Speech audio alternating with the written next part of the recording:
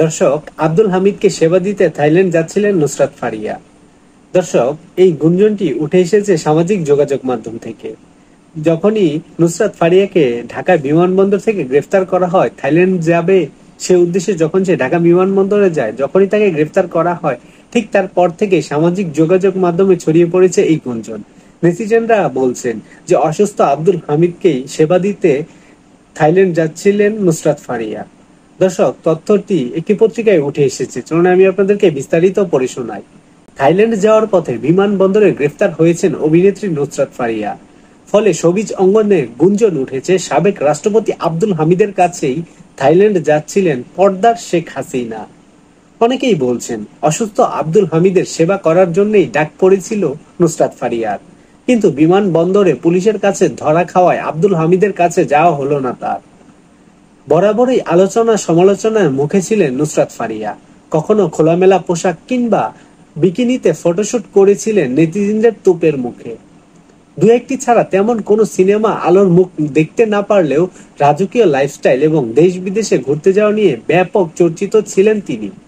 আওয়ামী লীগ সরকারের পতনের পর বিভিন্ন গণমাধ্যমে খবর রটেছিল সাবেক প্রতিমন্ত্রী জুনায়েদ আহমেদ পলকের সঙ্গে গোপনে সম্পর্ক ছিল নুসরাত ফারিয়ার। এই সুবাদেই শেখ মুজিবুর রহমানের বায়োপিকে ফ্যাসিস্ট হাসিনার চরিত্রে অভিনয়ের সুযোগ পেয়ে যান তিনি। এমনকি পলকের হাত ধরে আওয়ামী লীগ সরকারের এমপি হওয়ারও চেষ্টা চালিয়েছেন, কারণ দ্বাদশ জাতীয় নির্বাচনে সংরক্ষিত নারী আসনের প্রার্থী চূড়ান্ত লক্ষ্যে গণভবনে মনোনয়ন প্রত্যাশী হিসেবে উপস্থিত ছিলেন নুসরাত ফারিয়াও।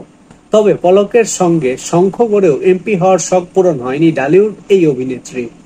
হাসিনা দেশ থেকে পালানোর পরেই জনরোষে পড়েন নুসরাত ফারিয়া, কারণ দেশের একটি বেসরকারি চ্যানেলে দেওয়া এক সাক্ষাৎকারে ফারিয়া বলছিলেন প্রত্যেক বাঙালি মেয়ের মধ্যেই একটা করে হাসিনা রয়েছেন, তাই হাসিনা পালিয়ে যাওয়ার পর তাকে আওয়ামী লীগের দোসরও বলা হচ্ছে।